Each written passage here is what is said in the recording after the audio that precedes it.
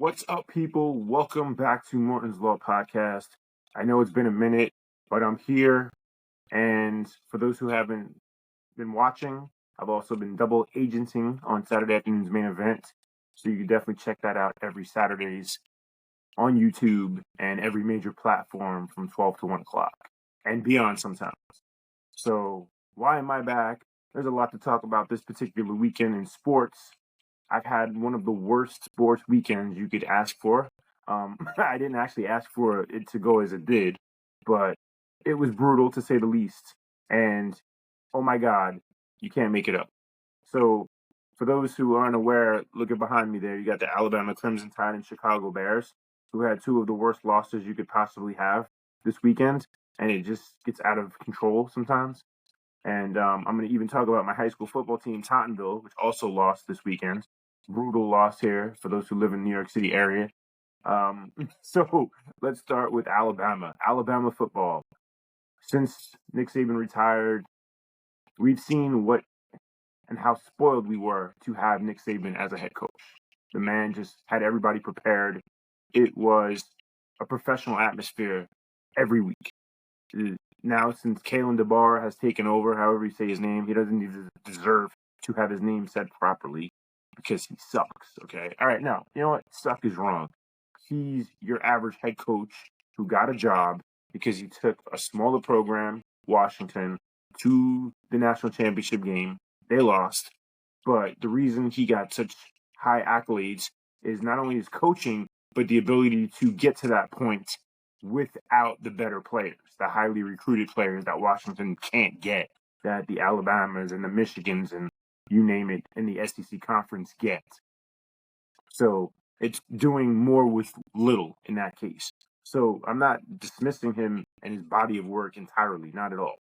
However, sometimes when you go from that smaller pond to the big ocean in this situation that is the SEC, you're easily overwhelmed in certain positions. And this Alabama football team has been one of the more consistently inconsistent teams this year, and that I haven't seen since before Nick Saban. And again, going back to how spoiled we were as fans, it's not easy to deal with what we've witnessed this year in losing games at Vanderbilt. Okay. Now, granted, Vanderbilt is not a pushover that they once were. They haven't been this good since James Franklin, the now head coach of Penn State. So they're not an easy win. Don't get me wrong. But I am inclined to believe that a Nick Saban team would find a way to beat Vanderbilt in the position that they were in. Specifically, if you watched that game and you had seen that Alabama had no concept on how to stop the run with the quarterback that day or the short pass. It was embarrassing. Vanderbilt, I believe, converted at least 9 or 10 third downs, specifically through the air, which it was so hard to watch that day. Alabama scored at will with no question, still found a way to lose. That doesn't happen under Saban. The Tennessee game, you can't go crazy about, okay? The bar's off the whatever you want to call it, off the hook, words. Because Tennessee is a top 10 team. All right, Tennessee is a top 10 team, and they can play with anybody in the country. They're loaded athletically, and they're well coached.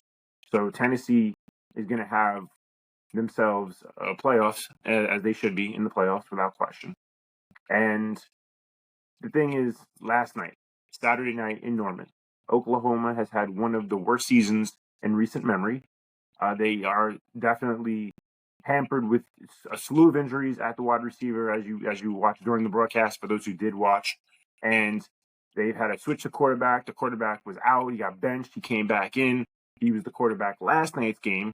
And wow, that was an eye-opening experience. Again, Alabama not prepared. They were not prepared for this game. You could see it from the jump. There were little things you didn't like early on. Again, the Ryan Williams touchdown where he was out of bounds, that one, I'm sitting here screaming at the TV. You can follow me on X, Morton's Law Podcast, where I was just ripping into the play calling, Nick Sheridan.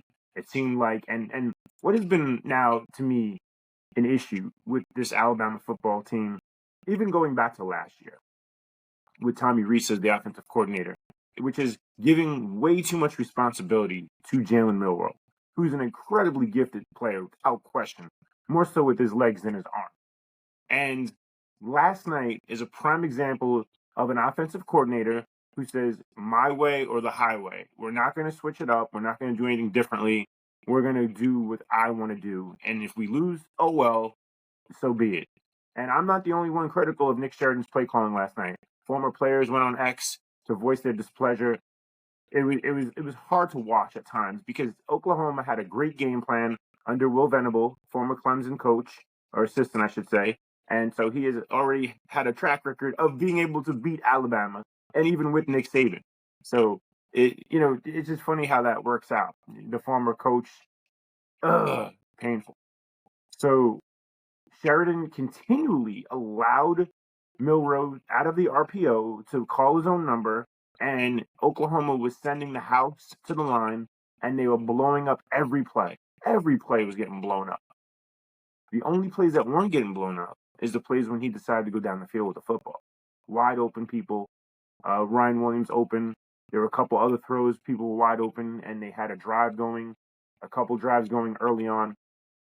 And then they stalled. And why did they stall? Because Jalen Milroe, once again, I remember there was a positive gain. And then on the next down, he decided to call his own number. And instead of when he's running out of bounds, I remember this first quarter running out of bounds. And instead of throwing the ball out of bounds, now outside the pocket, outside the tackle box, you can do that as a quarterback. Anyone should know this. He takes the 3-yard loss and just runs out of bounds. So on the next play, which was, I believe, third down, they were 3rd and 6, and they ran an inside handoff, which got them back to 3rd and 3. So they picked up the game that they had lost. They call a timeout.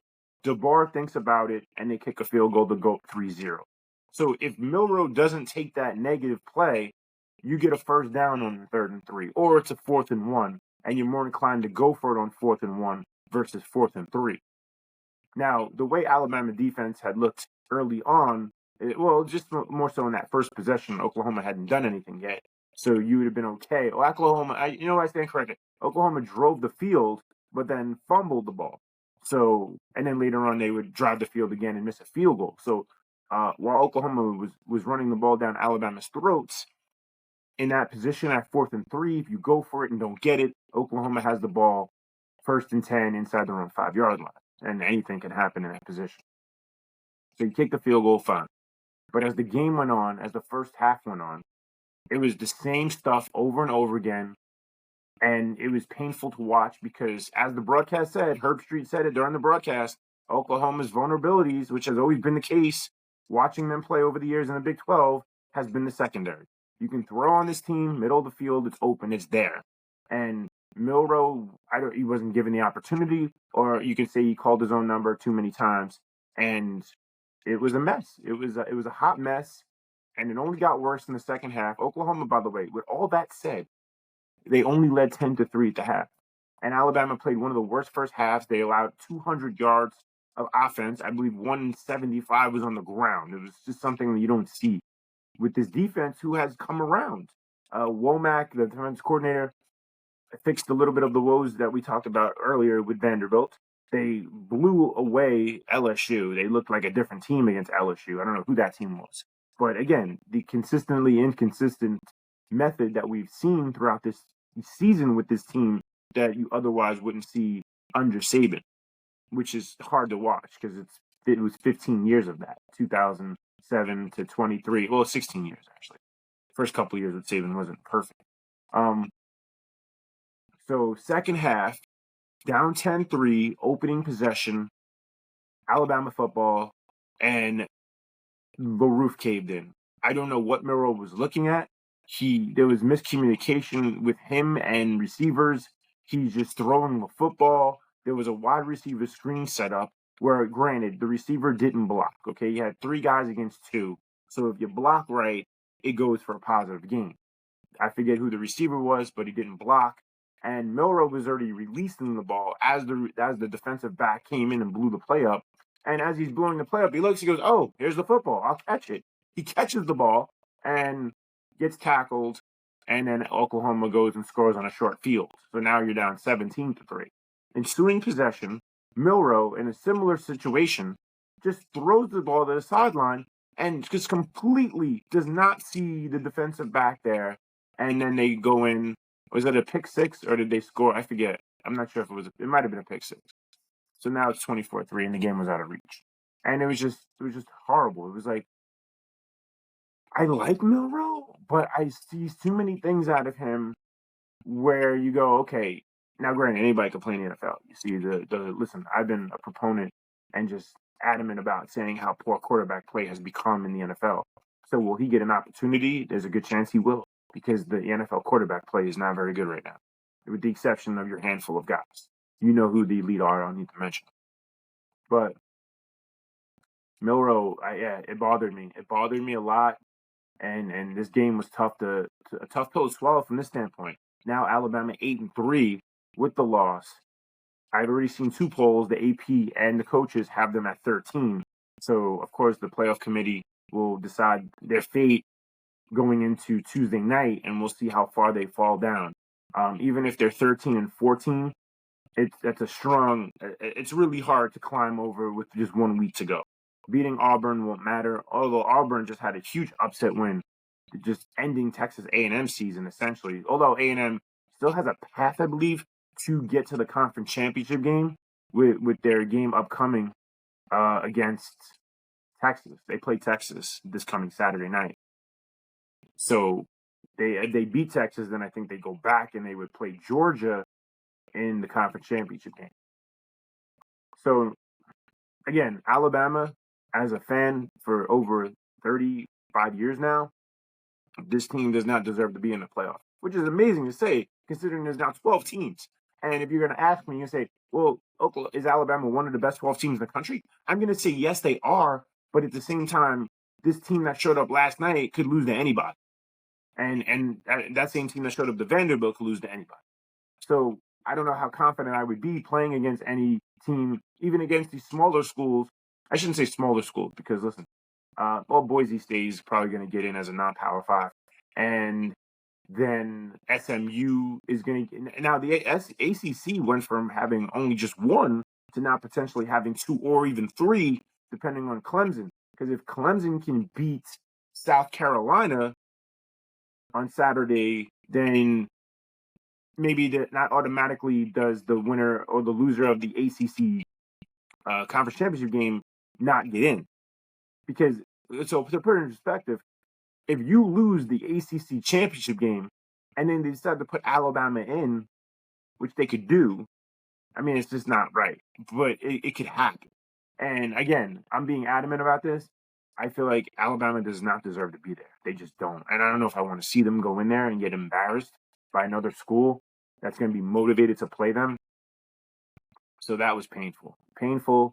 But I'm the realistic sports fan that will tell you that DeBoer, I don't know if I don't want to say fire him. I'm not one of those people, fire him now, get rid of him now. But clearly there's work to be done for the future. And now with the NIL and the portal, keeping kids is not going to be that easy. So it's highly competitive now going forward. And the dynasty is over. The Alabama dynasty is over. It was an incredible dynasty. It was an amazing 12, 13 years, as every year they had an opportunity to win a national championship. So that was fun. And hey, I was spoiled. And I recognized it last night. Coaching makes all the difference, and Alabama has not been prepared now on 2 different occasions. So, but moving on to the Chicago Bears, who have been epic disaster since the Hail Mary in Washington. I mean, this team went from 4-2 to now 4-8, I believe they are. Yes, they lost, or 4-7. No, 4-7, excuse me. They'll be 4-8 on Thanksgiving when they lose their Lions, because the Lions aren't losing anytime soon. Although we got to see the status of David Montgomery's injury. I don't know the extent of that. I know he left today's game. So the Lions are just a juggernaut. They didn't put up what they had been putting. Oh, they weren't putting up 50 every week. I don't want to say they were. They putting up in the high 20s, which they did today as well, in winning in Indianapolis. So, but the Bears. Let's get back to the Bears. I mean, Caleb Williams looked as good as he's looked all year today. Thomas Brown as the offensive coordinator has definitely made vast improvements versus the Shane Waldron system, which was just hard to watch. You couldn't watch it. Now, there were moments in this game, even in third quarter, where they couldn't move the ball. Vikings adjusted. Vikings are a top 5 defense in the league for a reason, although you can pass on them, as you had seen throughout the game. So I wasn't. I mean, look, Caleb Williams made throws today that even made his highest doubters go, whoa, what was that? Because and for those who don't know, I've watched him play at USC. I was always skeptical of their soft schedule and them not playing any elite defenses. And then as a senior, he played 2 elite defenses, Arizona, who surprisingly played defense in that conference. And of course, the game at Notre Dame, I believe in the snow or the rain, and he threw 3 picks. And I was always that guy who says, and look, this applies not to just the Pac-12 and conferences that you could question the defense in, like the Big 12 is another one. It applies to any college player where they're throwing a ball to people that are running wide open. I mean, anyone can make those throws at that level. I mean, not anyone off the street. I'm talking about that high quality level, high caliber level. You're going to make those throws to open receivers. The question is, how do you adjust to that next level when guys are in tight windows?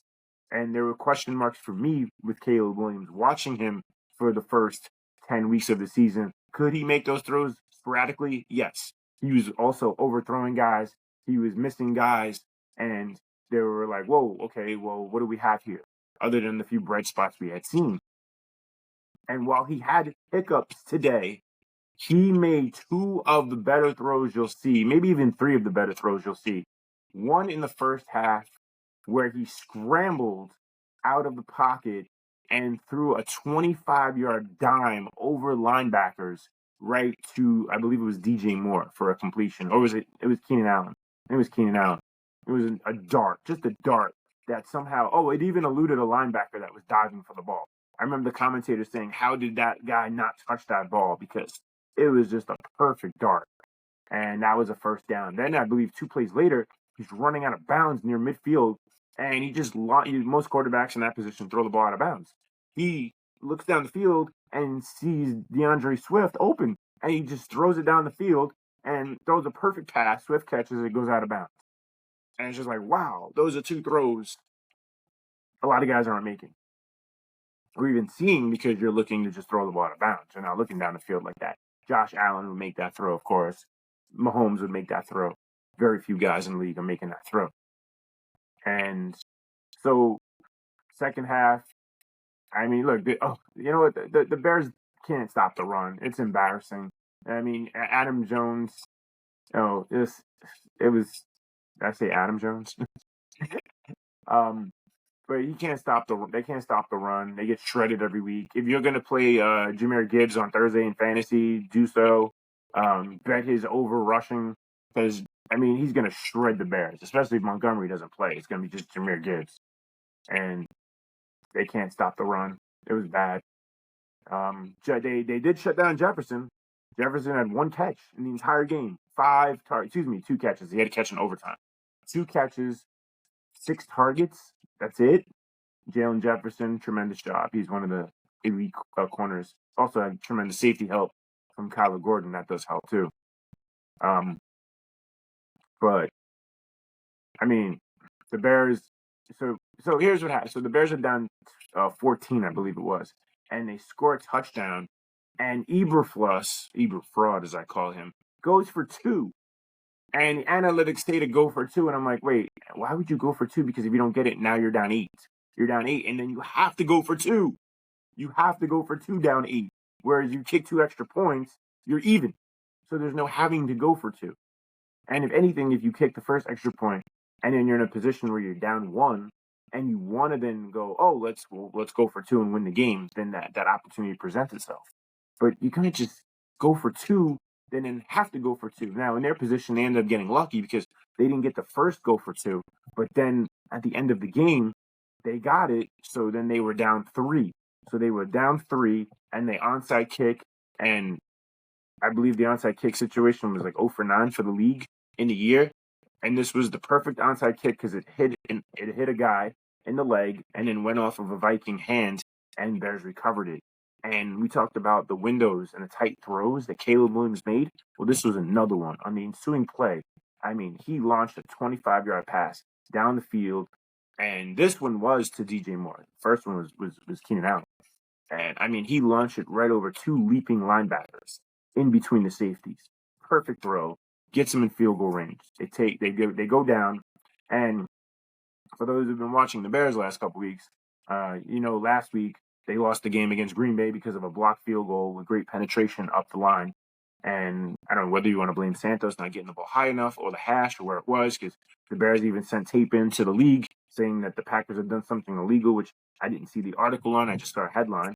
And then in the first half, they actually blocked a field goal from Santos, which was, I believe, 46 yards. So this one, to tie the game from 48, they didn't touch it, and he banged it right through, and they went to overtime. So then in the overtime, they had a bad possession, getting the ball first. And then the Vikings come right down the field with ease. And listen, talk about Jefferson not having a good game. Addison destroyed the Bears. He took whatever other corner was on him. And I know they lost Stevenson in the game to injury, but it was an obliteration. Addison had like 8 catches for $150 at least, 2 touchdowns. It was so bad. And then another man emerged, somebody that they had been missing all year long due to injury. And I actually stashed him in my fantasy and have him back now. Although most of my leagues I'm out of. I'm still potentially I'm top 5 in one league. And in the other league, my league, by the way, the world famous Cock and Balls League, I'm in striking distance of being the final seed. We'll see what happens. I'm winning this week. TJ Hawkinson, all pro tight ends, just destroyed the Bears in this overtime. I believe 2 catches, 2 deep catches. One was 26 yards where just people got lost apparently.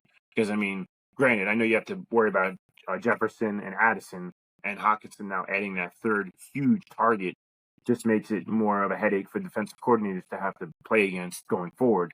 And Darnold put it on him. Darnold had a good game, no interceptions, no turnovers, and he made the throw. They get the ball in the right position, easy 29-yard field goal to win the game. And I mean, after last night, with Alabama, then having this, it's just like being a sports fan. You just want to just say, I'm done. I can't watch this anymore. It's so painful, especially as a Bears fan. I mean, goodness, these last several years have been horrible, terrible. But so then the third part of my weekend, I didn't see the game. I was expecting it to be online on YouTube. My high school football team, I didn't play for the team. My high school, Tottenville, one of the better high school football programs in New York City, were actually top 10 in the state earlier this year before losing to Erasmus Hall in a close game and then losing to Curtis, getting shredded in that one. So they had the rematch against E Hall semifinals, and I'm looking for a score. I'm looking for anything. I couldn't find anything. Then I go on Max Preps, which is one of the bigger high school websites, and there's the score. And sure enough, because I have no confidence in the head coach, Brian Neville sucks, and they found a way to lose 46-40, and I didn't know how. And one of my boys, who actually his son plays on E Hall, was at the game, calls me up and tells me the following. He goes, Tottenville was up 10. E Hall came back, tied it.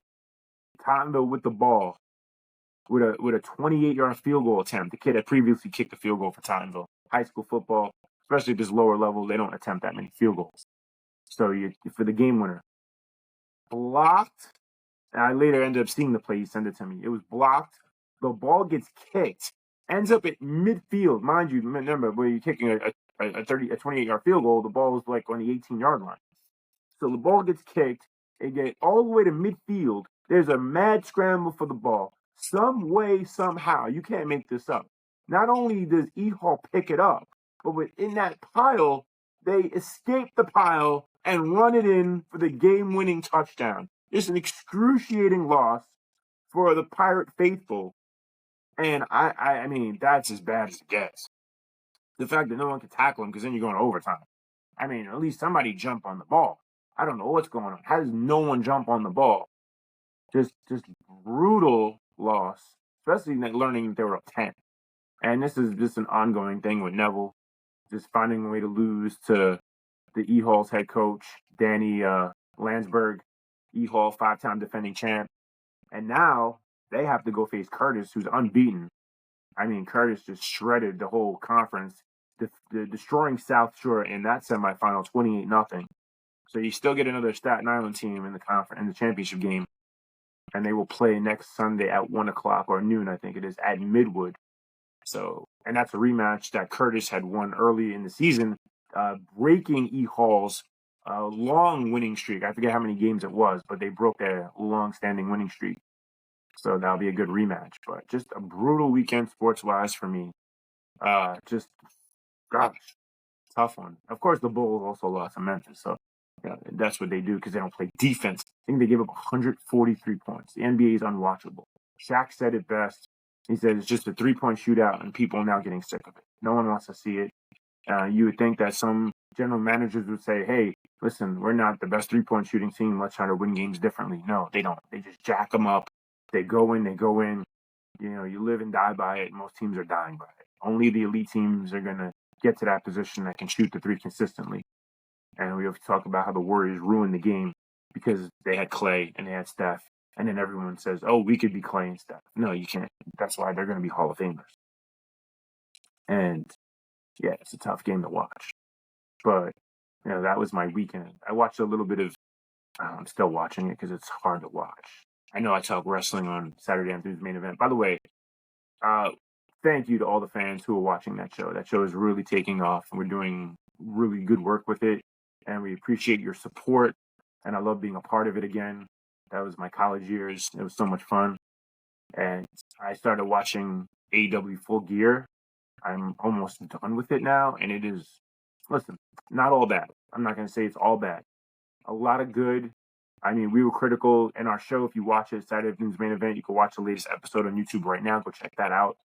I was critical because we were talking about Mercedes Moné, of course, when she was Sasha Banks, having that vintage match against Bayley at NXT TakeOver, one of the greatest women's matches of all time. And while Mercedes Moné is still a really good worker, her character just hasn't taken off in AEW, and the fans have kind of not wanted her there. You can see it. It's not just your typical boo heat. It's like, we don't want to see you heat. And however, I think her match was pretty good against Chris Statlander. I liked the way they worked. I liked her heel heat. I liked that she went after the leg of Statlander, and she really went after it hard, punching it at times, and then eventually getting the submission, which was really well done. I like that. So while often critical of AEW, they did something right there, and it made sense. And I feel like in a couple matches, the heels were working like heels instead of it, as often people will say about AEW, just being a video game match where everyone's just doing a bunch of moves and nothing registering. Guys, they sell. Don't get me. I don't want to know everybody sells everything. It's just the length of the sell. It's your facial expressions. How does it register? What kind of story are you telling?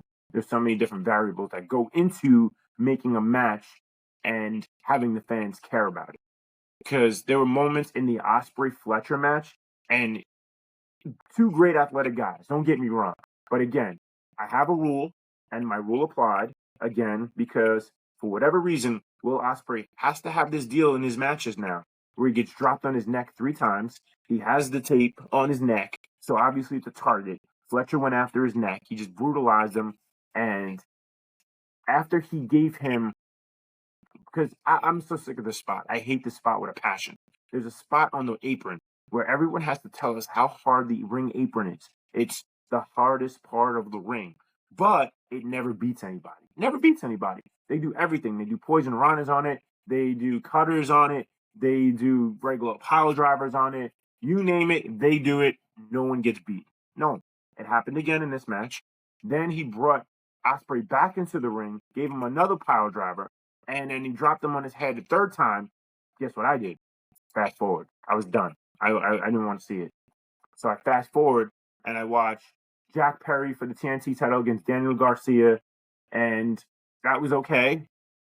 I mean, Perry worked well as a heel. He did the best he could do in that position, and excuse me, they had the right finish. Garcia, the fans were over.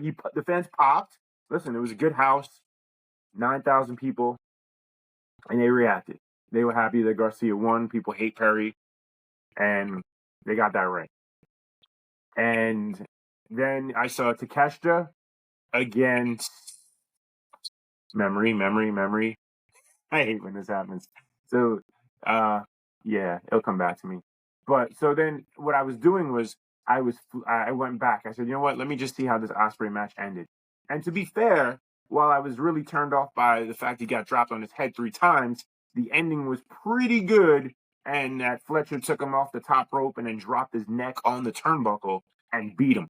1, 2, 3. So Osprey did lose, which a lot of people speculated would happen because that's his boy. He wants to get him over. We'll see what happens in the rematch, how far this feud goes. And, Takeshi against Ricochet, pardon me. Takeshi against Ricochet. All right, so here's where I'm critical, okay? And this is, again, the one thing we didn't talk about in Saturday afternoon's main event is that I had a little interaction with Samantha Irvin on X. And she's one to reply to people.